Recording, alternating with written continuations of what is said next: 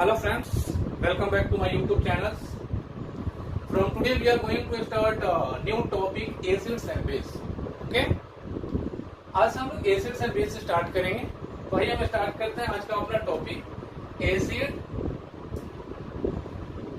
And base. Clear? Acids and base के बारे में दोनों को हम एक साथ कंपेयर करके स्टार्ट करते हैं। First of all, we all know about the taste of acid and base. We already discussed about acid and base in class 7th or 8th also.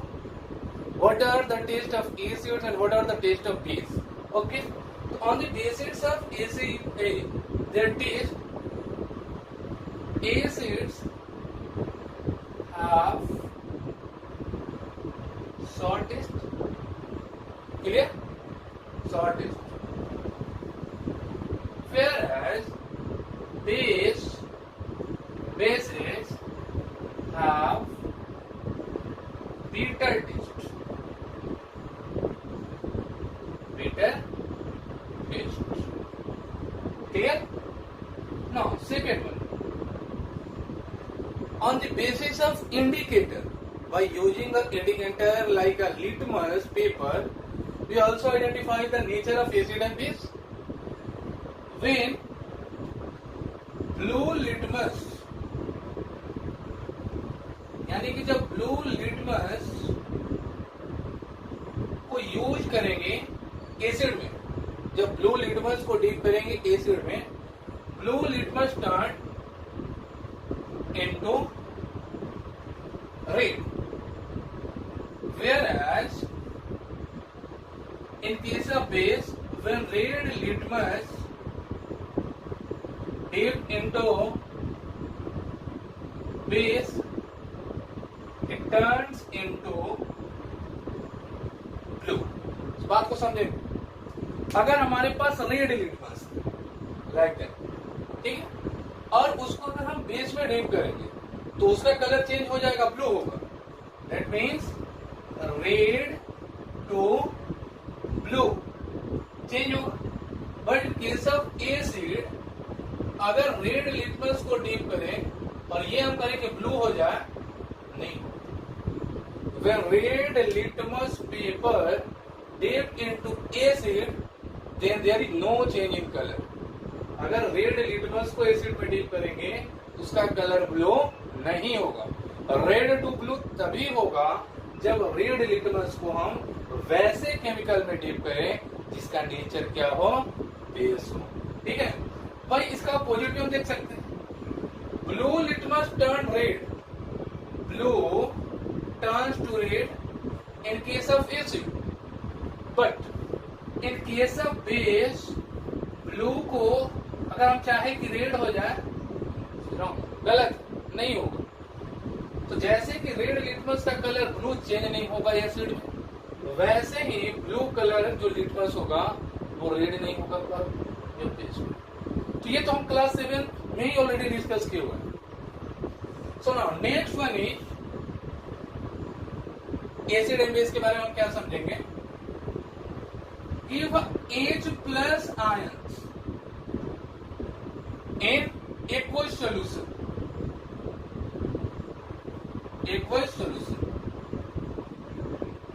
Aqueous solution में ये H प्लस आयन रिलीज करेगा, whereas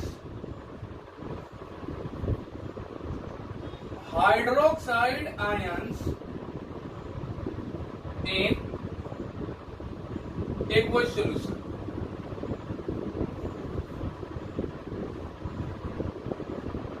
ठीक है। Base जो होगा hydroxide ion release करेगा aqueous solution में, जबकि एसिड जो होगा वो H प्लस आयन रिलीज करेगा। As for example, suppose we have a acid like NaCl hydrochloric acid, H2SO4 sulfuric acid, HNO3 nitric acid, H3PO4 phosphoric acid, H2CO3 carbonic acid. हमने ये 5 example है जो एग्जाम पॉइंट ऑफ व्यू से most important है, बार बार repeat करेगा। वहीं अगर हम बेस की बात करें, sodium hydroxide, potassium hydroxide, magnesium hydroxide, T calcium hydroxide, और भी बहुत कुछ ले सकते हैं किसी भी मेटल हाइड्रोक्साइड। अब चलते हैं, अगर इसको हम वाटर में डिप करते हैं, यानी कि NaCl को वाटर में डालेंगे, यानी कि कोई सोल्यूशन उसका बनाएंगे, देखिए H plus ion, H plus निकलेंगे, H प्लस, यहाँ H plus, NO3 minus, H plus, PO4 like that. ठीक है, यानी कि एसिड जो भी होगा वो H प्लस आयन रिलीज करेगा कब? जब उसको एक्वस सॉल्यूशन में डाला जाएगा तब। वहीं अगर बेस की हम बात करें, अगर बेस को एक्वस सॉल्यूशन में यूज करेंगे, ऐड करेंगे, गिव्स हाइड्रोक्साइड आयन। व्हाट? कौन सा आयन? Hydroxide ion. कौन सा आयन? Hydroxide ion. क्लियर?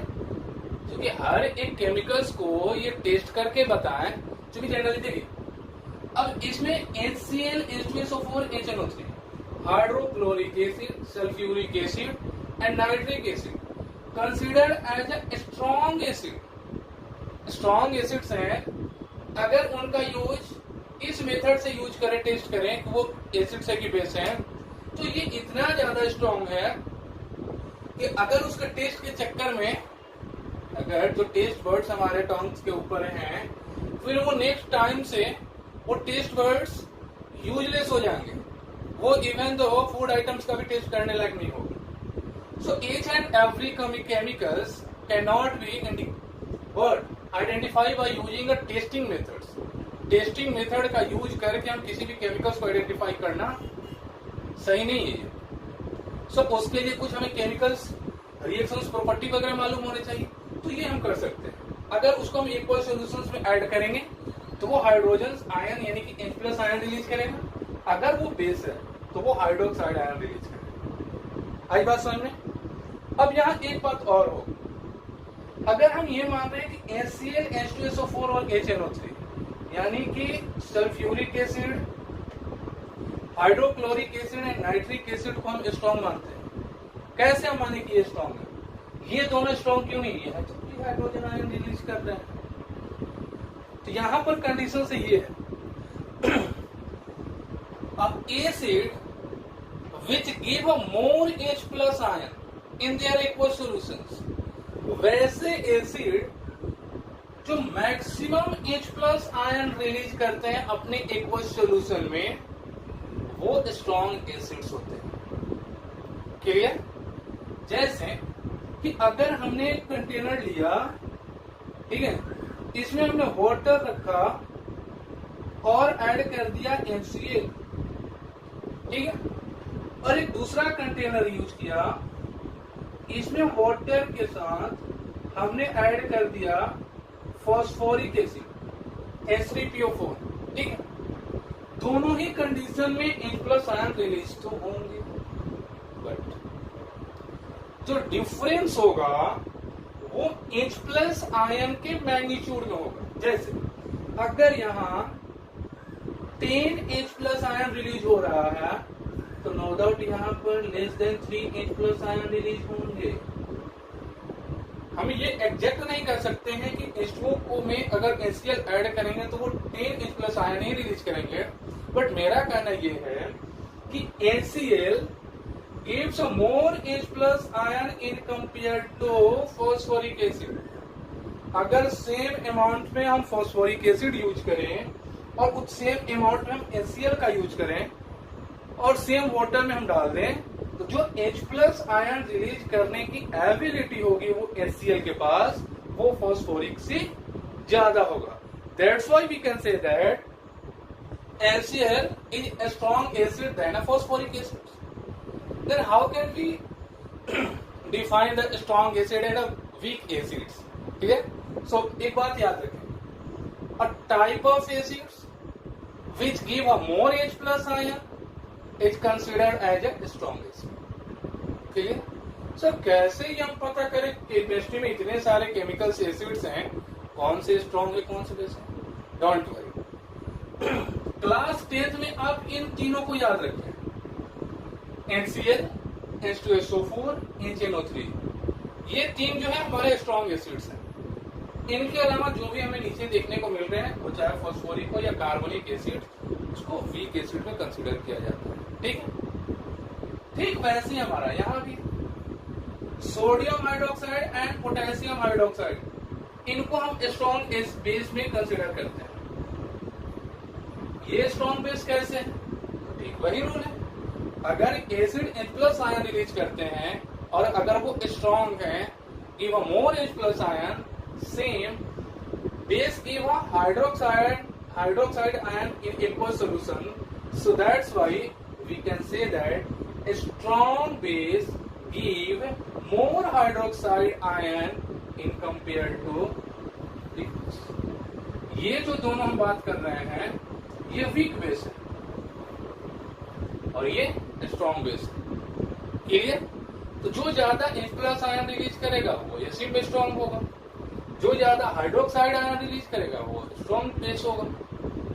तो स्ट्रॉन्ग एसिड और स्ट्रॉन्ग बेस में आप याद रखें, स्ट्रॉन्ग एसिड वाला HCl, HNO3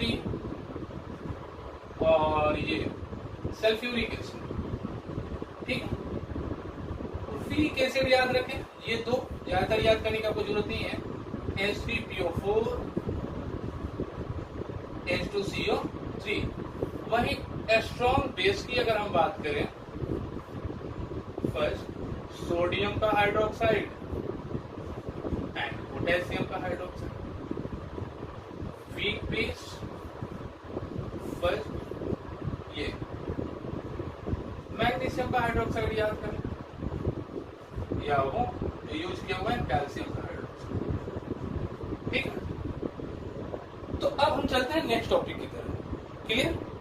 और वो नेक्स्ट टॉपिक क्या होगा, ये कि एसिड एंड बेस के बारे में तो हमने डिस्कस कर लिया। एक का टेस्ट है वो सॉल्ट टेस्ट, एक का बीटा टेस्ट, एक ब्लू को रेड, एक रेड को ब्लू। तो लगता ऐसे है कि ये दोनों एक दूसरे का अपोजिट नेचर के लग रहे हैं। हाँ जी बिल्कुल, acids and base both are opposite in nature. Opposite nature कहने का मतलब ये है कि अगर एसिड को हम पॉजिटिव कंसिडर करें तो बेस एक तरीके से निगेटिव। एक को अगर पॉजिटिव नंबर माने तो दूसरा निगेटिव नंबर होगा। इसका क्या मतलब है? इसका मतलब ये है कि जैसे मैथ में हम लोग क्या करते हैं, पॉजिटिव एंड निगेटिव नंबर को हम मिलाते हैं तो रिजल्ट क्या मिलता है? नथिंग, कुछ नहीं, जीरो मिलता है। तो वैसे ही यहां पे होता है कि एसिड प्लस बेस को अगर मिलाएंगे तो हमें कुछ नहीं मिलेगा। अब जो कुछ नहीं मिलेगा तो क्या मिलेगा? कुछ ना कुछ तो बनेगा ना। अब वो जो बनेगा उसको हम कहेंगे सॉल्ट, एंड उसके साथ मिलेगा। ठीक है? तो जैसे इस प्लस 10 और माइनस 10 जीरो यानी कि न्यूट्रल हुआ, वैसे ही जब एसिड और बेस एक साथ रिएक्ट करें तो सॉल्ट एंड वाटर का फॉर्मेशन होगा, जिसको कहेंगे neutralisation reaction. What is neutralization reactions? Reactions where acid and base react to form a salt and water। यानी कि एसिड एंड बेस जब रिएक्ट करेंगे तो सॉल्ट एंड वाटर का फॉर्मेशन होगा, जिसका नेचर जो होता है वो न्यूट्रल्स होते हैं। क्योंकि केमिस्ट्री दो ही केमिकल्स को मानता है, या तो एसिड अदरवाइज बेस, इसके अलावा जो भी है वो सब न्यूट्रल है। ठीक है? इसको हम न्यूट्रलाइजेशन रिएक्शंस कहेंगे। बट ये भी हम बात जानते हैं कि ये जीरो करने के लिए दोनों का स्टेज सेम होना चाहिए। अगर पॉजिटिव नंबर का वैल्यू ज्यादा और निगेटिव कम हो तो नो डाउट जो रिजल्ट आएगा वो पॉजिटिव में आ जाएगा। या अगर पॉजिटिव का वैल्यू कम है और निगेटिव का वैल्यू ज्यादा है तो रिजल्ट हमें निगेटिव में है। तो हम पॉजिटिव को क्या माने, पॉजिटिव को माने कि वो एसिड है, निगेटिव को माने कि बेस है। तो अगर एसिड का स्ट्रेंथ ज्यादा हो किससे, माइनस यानी कि बेस से, तो जो सॉल्ट बनेगा वो किसका सॉल्ट होगा, एसिड का होगा। यानी कि एसिड अगर स्ट्रांग हो उस कंडीशन में सॉल्ट तो बनेगा, लेकिन उस सॉल्ट के अंदर में जो थोड़ा बहुत नेचर आएगा वो एसिडिक नेचर का सॉल्ट होगा। वैसे ही बेस, अगर बेस का स्ट्रेंथ ज्यादा हो, ठीक है, यानी कि बेस हमारा स्ट्रांग हो किससे, एसिड से, तो जो सॉल्ट का फॉर्मेशन होगा उसके अंदर जो नेचर होगा वो बेस का होगा। आइए समझते हैं। फर्स्ट कंडीशन, इसको रेज करना है 1 मिनट, ठीक है। तो आइए समझते हैं। Strong acid plus strong base, जो सॉल्ट बनेगा वो न्यूट्रल सॉल्ट एंड वाटर, ठीक है। As for example strong acid हम यूज कर लें, suppose that NCl plus base भी स्ट्रॉन्ग रखते हैं NOH, सॉल्ट बनाए। सर सॉल्ट किसका बनेगा, किसका सॉल्ट बनेगा? तो देखिए जनरल सी बात है, चूंकि क्लास 10th में ये भी क्वेश्चंस आते हैं, आपको सॉल्ट का नाम दिया रहेगा और आइडेंटिफाई करना होता है विच एसिड एंड बेस उसमें प्रेजेंट है। आइए देखते हैं। सॉल्ट बनाने में आपको करना क्या है कि जो बेस का पॉजिटिव पार्ट है, यानी कि स्टार्टिंग में Na, और जो आपका एसिड का नेगेटिव पार्ट है यानी कि NaCl, क्योंकि H plus and Cl minus ऐसा होता है। तो बेस का पॉजिटिव एंड एसिड का नेगेटिव यूज कर ले, सॉल्ट बन गया, नो डाउट। यहाँ वाटर यूज कर ले और उसके बाद बैलेंसिंग तो हमें आता ही है, बैलेंस कर लेंगे। हाइड्रोजन 2 है, यहाँ सिंगल है, इसको बैलेंस कर दें, क्लोरीन 2 होगा, इसको बैलेंस करेंगे। सोडियम सिंगल है, सिंगल, क्लोरीन 2 सिंगल है, इसको हमने डबल किया। नेक्स्ट हाइड्रोजन 2 एंड 1 3, यहाँ हाइड्रोजन कितना है, 2 ही, इसको 3 करने से पहले इसको 2 किए तो हाइड्रोजन 4, हाइड्रोजन को 4 करेंगे 2, क्लियर, ठीक है। बैलेंसिंग आप करते रहेंगे। नंबर नेक्स्ट, एसिड स्ट्रॉन्ग हो बट बेस जो हम इस बार स्ट्रॉन्ग यूज किया होगा, अब वीक बेस यूज, ठीक। Strong acid and weak base, कहने का मतलब है कि यहाँ पे +10 एंड -5 ले लीजिए। अब इसका वैल्यू जो आएगा नो डाउट वो पॉजिटिव में आएगा, यानी कि जो सॉल्ट बनेगा वो किसका होगा, एसिड का। तो यहाँ पे सॉल्ट जो बनेगा वो एसिडिक सॉल्ट, और ये as for example strong acid का example HCl, weak base magnesium hydroxide, salt बना दीजिए, पॉजिटिव ले लिया बेस का MgCl, वाटर बना दीजिए, बैलेंसिंग इसको कर लेंगे। नंबर नेक्स्ट, इस टाइम एसिड को हम वीक कर रहे हैं, वीक एसिड प्लस स्ट्रॉन्ग। अब देखिए ये वैल्यू हमारा जो है पॉजिटिव और नेगेटिव को हम ज्यादा कर दिए। अब यहाँ रिजल्ट जो बनेगा नेगेटिव में आ रहा था, यानी कि यहाँ जो सॉल्ट बनेगा वो किसका होगा, स्ट्रॉन्ग बेस होने की वजह से बेसिक सॉल्ट होगा, basic salt plus H2। As for example weak acid को हमने यूज करना है H2CO3, कार्बोनिक एसिड हमने यूज किया। स्ट्रॉन्ग बेस NaOH, सॉल्ट बनाइए Na2CO3 प्लस H2, ठीक है। यानी कि अब Na2CO3 exam point of view से और क्या इंपॉर्टेंट है, आपको ये सॉल्ट गिवन रहेगा। अब सॉल्ट दे करके Na2CO3 MgCl2 and NaCl, identify the nature of salt, कौन सा सॉल्ट एसिडिक है कौन बेसिक है, ये अब पता करना, कैसे पता करें? तो सिंपल सी बात है, हमने अभी बताया क्या कि सॉल्ट का जो फर्स्ट पार्ट होता है वो बेस का होता है। तो अगर हमारे पास ये सॉल्ट है Na2CO3, तो इसका फर्स्ट पार्ट क्या है? Na है। तो ये Na किसका पार्ट है? बेस का। तो बेस में हाइड्रोक्साइड यूज करना है, यूज कर लीजिए, इतना सिंपल है। एसिड हमने बना दिया, सॉरी बेस, और जो सेकेंड पार्ट है वो एसिड है। तो एसिड में याद करें कि CO3 कौन से पार्ट में है? CO3 H2CO3, तो इसका पार्ट हो गया H2CO3। अभी हम ये नहीं जानते कि इसका नेचर कौन सा है, कौन सा सॉल्ट है।